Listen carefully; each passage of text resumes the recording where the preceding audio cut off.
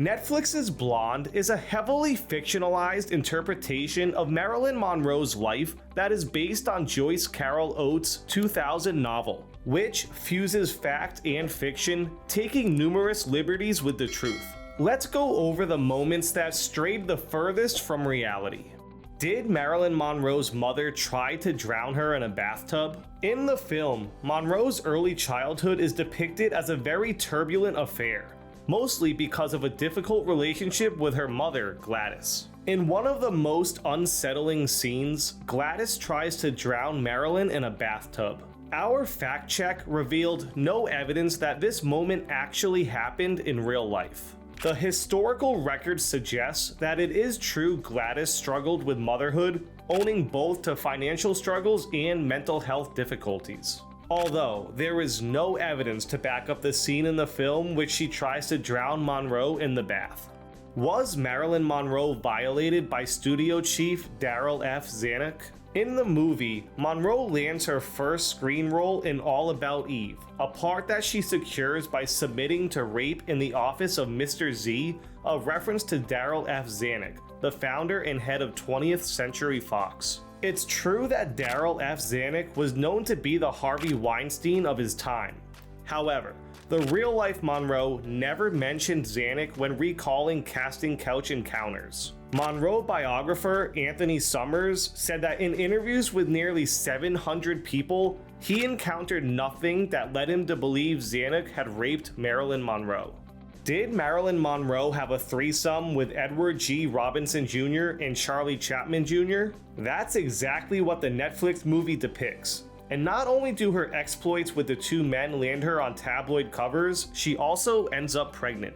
In reality, Marilyn did date Charlie Chaplin Jr.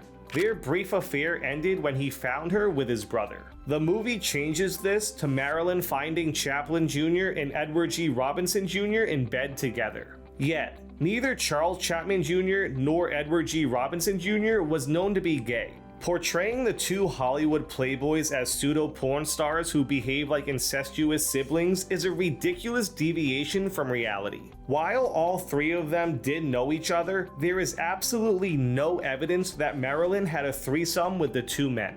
Did a studio force Marilyn Monroe to have an abortion? We discovered that while Marilyn Monroe reportedly had multiple abortions, there's no proof that the studio forced her to undergo any of them. Having said that, it is well known that studios did pressure pregnant starlets into having abortions. It is unknown if this is what happened in Marilyn's case. The movie combines her multiple abortions into one, which is depicted in a grotesque scene that will surely cause some viewers to abandon the film altogether. Marilyn becomes pregnant after a threesome with Cass and Eddie, who are meant to represent Charles Chaplin Jr. and Edward G. Robinson Jr.